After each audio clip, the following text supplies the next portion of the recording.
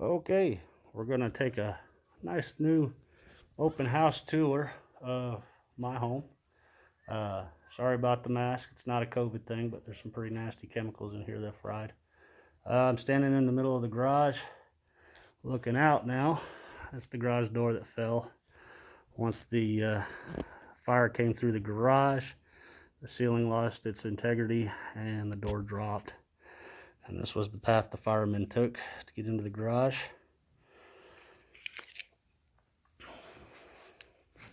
So most of the stuff low to the ground is probably salvageable, but anything over about 2 foot is pretty much melted or destroyed. That's what's left of our little mini bike. There's my bandsaw and clamps, all my Milwaukee equipment. It's gone. Tylen's old scooter, it's fried. That's what's left of our freezer. I wanted to say fridge. Had some RC airplanes on top of that. I think they just disintegrated. Also had one up there. It's gone. Lighting fixture. See, most of the structure survived after the drywall dropped. I'm pretty much standing on drywall, all this mud. There's my level. This is what's left of my workbench. There's my bench grinder, my drill press, and underneath all this garbage was a bunch of tools. There's an old shotgun I was working on for my father-in-law. I think that's going to be a loss. I don't think I can recover that. I think the stock is somewhere underneath all that trash too, and I'm sure it's probably burnt to hell. Hey, look, my crowbar survived. Some battery chargers, and just a bunch of other stuff you'd find in the garage. There's my gun safe. We had the pleasure of letting the Andrews Fire Department use the jaws of life, and they do a heck of a job. They cut the corners of this guy to get the door open, and all the rifles and guns in here did survive. I'm not even gonna try and open it, but gotta hand it to Canon. It gave me about 30 minutes worth of heat time before I started getting impingement on there. So some of the rifles got a little soot on them, but they're no worse for wear. We'll probably be able to clean them right up. And for those of you that have safes with electric code keys, that's what's left of it after a fire. So if you want to get your guns out any other way than the jaws of life, you might want to go with an old dial or analog type combination. Moving on. So most people would look at this garage and say, well, this is where the fire started. It actually started down the hallway. What me and Jen are thinking is it ripped right through here and that hole right there, and it just torched everything in here.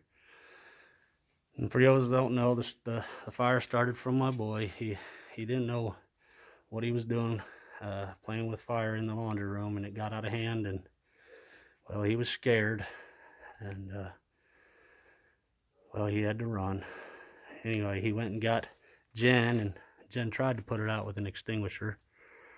It just was too hot and too smoky for her to get it out, so they got out of the house, which is a really good thing. Couldn't save the house, but we saved them, right?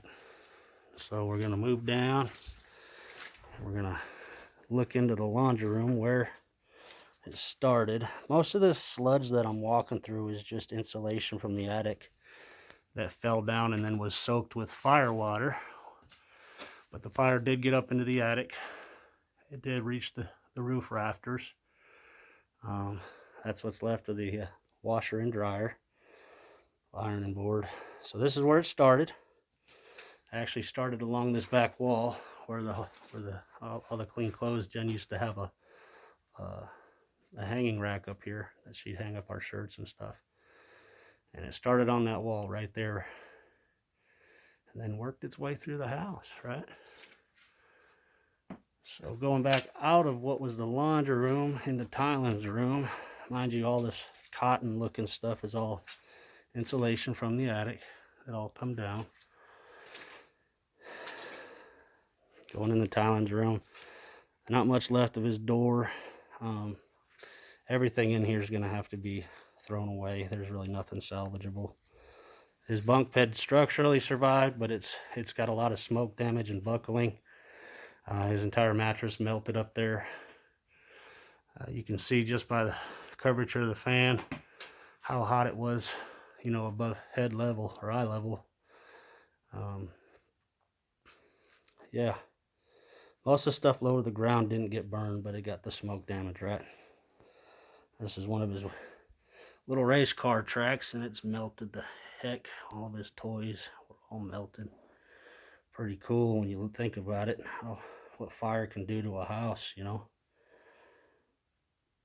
And then back in there, you got his mirror, his bathroom. It's all destroyed. Now we're gonna walk through his bathroom into that's his bathtub, what's left of his toilet.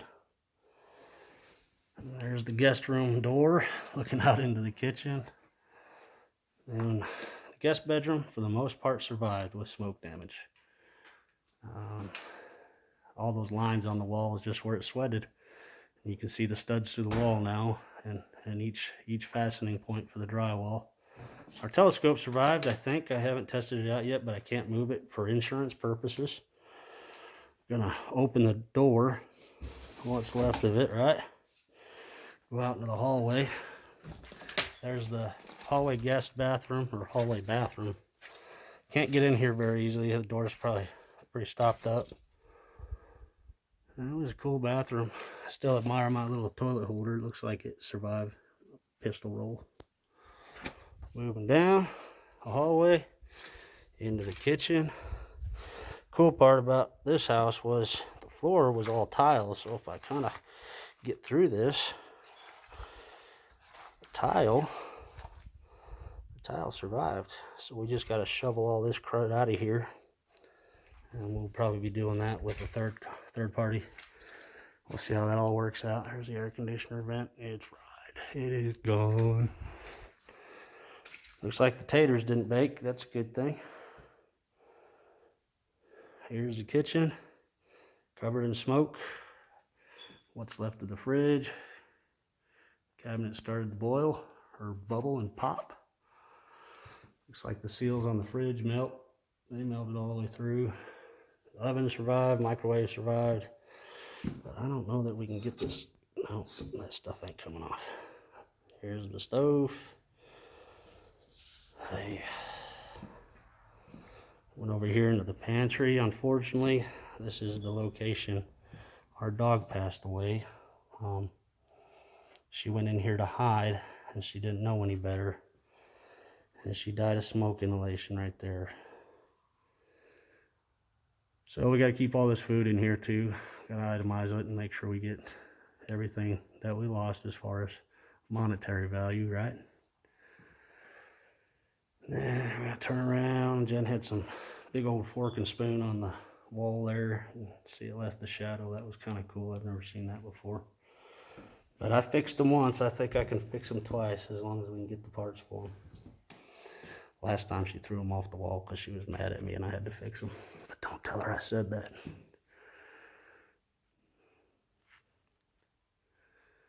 So structurally in here, everything is sound.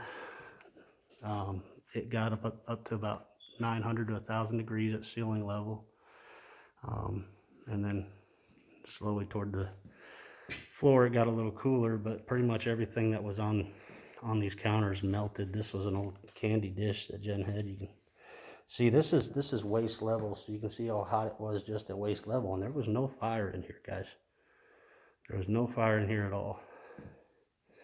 Fire was another 20 feet away from us down the hall, and it's the smoke that got down here and it superheated everything.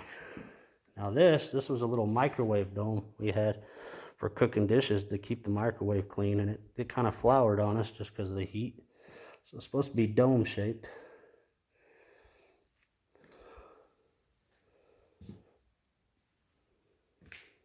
This is the countertop color that it should be. So that's what the countertop color is now. Before, after. If you're worried about the syringes and stuff, no, we weren't cooking nothing in here. This was one of Tylen's medicine syringes. This is where we gave him his medicines. Look at that medicine bottle. It's got a big hemorrhoid on it.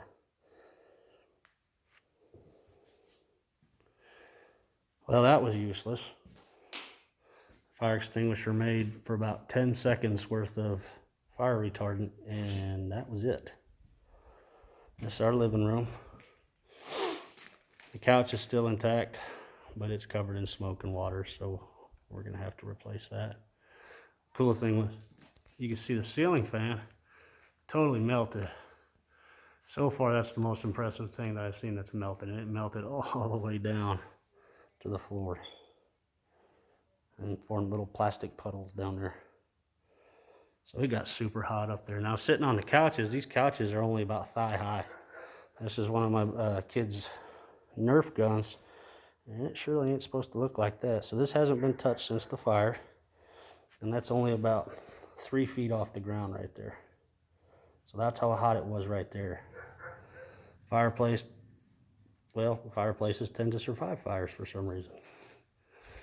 This was a cool gear lamp that we got. Jen likes the steampunk stuff. Melted the lampshade, but I think I can save the base. That big screen right there is what's left of our TV. The back panel completely melted out, and that TV is gone. Some things that I'm gonna try to replace that we could, it's gonna be kind of hard. This drawing I did back in high school. It got singed pretty good, but I think I can save it. Yeah. Okay, moving on. Going down here, this was our wall. It had all our names on it and cool stuff. Jen had it decked out in like a Scrabble pattern, little squares with letters on it. You can see them. Those all kind of melted, fell off the wall. And then her little steampunk shelf here. Don't worry, we're gonna save the flag, guys. I promise. Got her Walking Dead comic books. Yeah, those aren't mine. Those are Jen's. She likes The Walking Dead. But I think we can save a lot of these little knickknacks. The house, I think, is total. There's no question about that, just looking back down the hallway.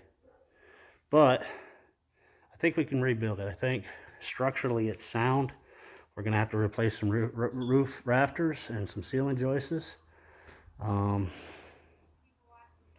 Guys, we're in a lot better spirits than you think. It's going to be a long haul back to normal, but I think it'll be all right.